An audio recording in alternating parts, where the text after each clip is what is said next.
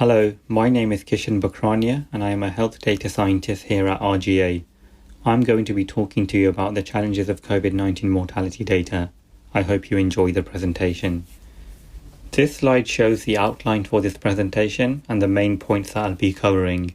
Here I will attempt to first give you a brief introduction to COVID-19 mortality data. So we'll look into what a COVID-19 related death means, how the definitions vary by country, what the different types of available data are, and how these can be used to calculate mortality rates. Then we will look at the major challenges of working with these data before finally covering how we could overcome some of these issues in the future. So what is a COVID-19 related death? Well, according to the World Health Organization, the definition is clear and straightforward, and it goes as follows. A death due to COVID-19 is defined for surveillance purposes as a death resulting from a clinically compatible illness in a probable or confirmed COVID-19 case, unless there is a clear alternative cause of death that cannot be related to COVID-19 disease. There should be no period of complete recovery from COVID-19 between illness and death. This slide shows the World Health Organization guidelines for certifying COVID-19 as a cause of death. So the World Health Organization state that in view of COVID-19, it is important to record and report deaths due to COVID-19 in a uniform way. And there are 4 important points to consider when confirming a death as a COVID-19 death. And these are examining how COVID-19 is reported on the death certificate, what terminology is used, the order of the events, and the assessment of any comorbidities. There are 2 examples on the right-hand side. The medical certificate on the top right shows COVID-19 as the underlying cause of death. This individual died of acute respiratory distress syndrome that was caused by or emerged due to COVID-19. In comparison, the medical certificate on the bottom right shows myocardial infarction or heart attack as the underlying cause of death. This individual died of heart failure that was caused by myocardial infarction. Although this person also suffered from COVID-19, which may have contributed to the death, it was not the underlying cause. As one may imagine, the definitions used to classify a COVID-19 related death vary by country. To demonstrate, we can compare the definitions used by Italy and the UK at the start of the pandemic. Italy, for instance, defined a COVID-19 related death as the hospitalized death of an individual who tested positive for the virus, regardless of whether they had any underlying diseases that could have independently led to death. In comparison, the UK defined a COVID-19 related death as the hospitalized or non-hospitalized death of an individual who may or may not have been tested for the virus, as long as COVID-19 was listed as the main or underlying cause of death on the death certificate. Therefore, the main differences here are that Italy only looks at deaths occurring in hospitals in individuals that tested positive for the virus, whereas in the UK, deaths occurring outside of hospitals are also included, i.e. deaths in care homes, for example. In addition, the individual does not have to test positive for the virus in the UK.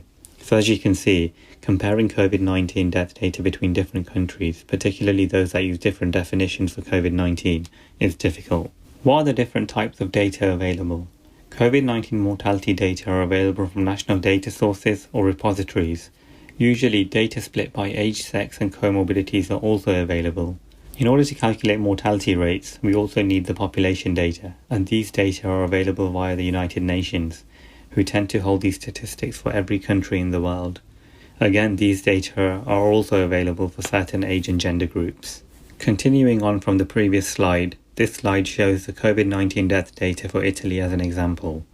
As you can see, these data come from a national data source with the data split by age and gender. How are these data used to calculate mortality rates?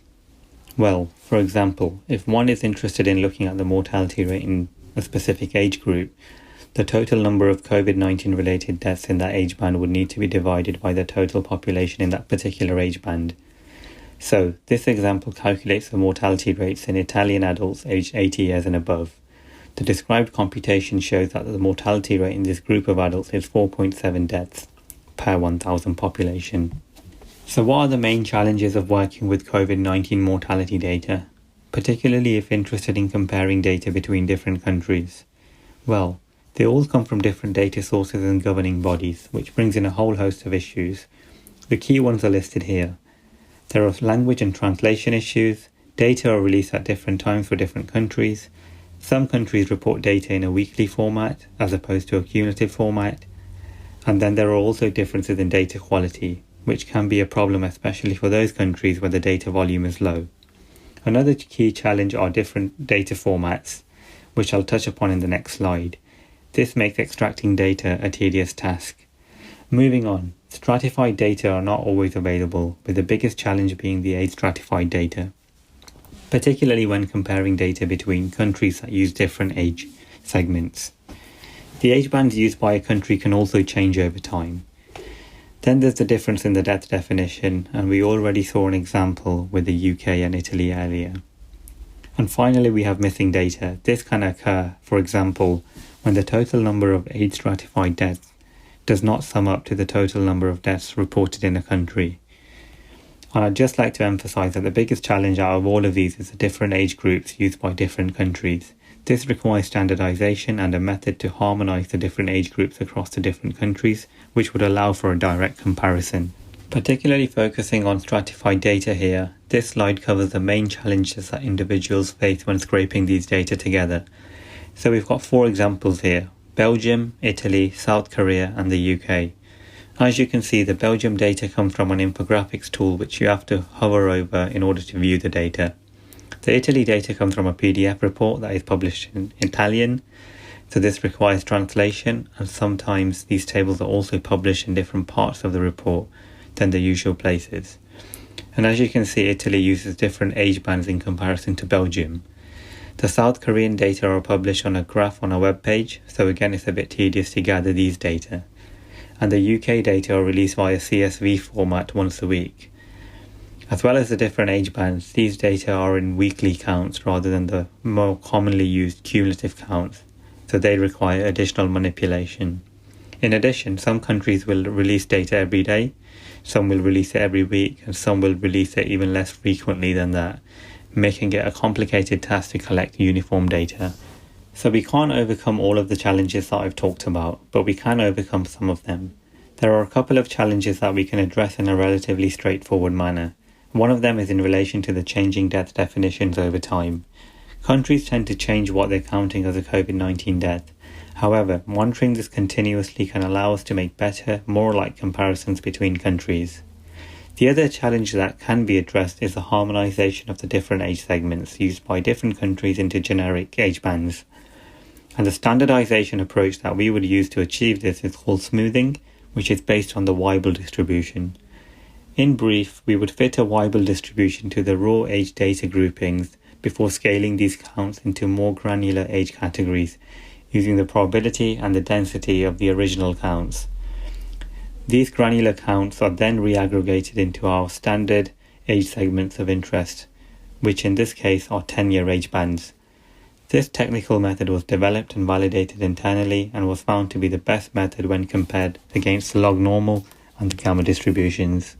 So to finish up, I just wanted to re-emphasize the statement by the World Health Organization, which states that in view of COVID-19, it is important to record and report deaths due to COVID-19 in a uniform way. Now, if countries were to follow this, working with COVID-19 mortality data and making comparisons between different countries would become a lot easier. Thank you for listening.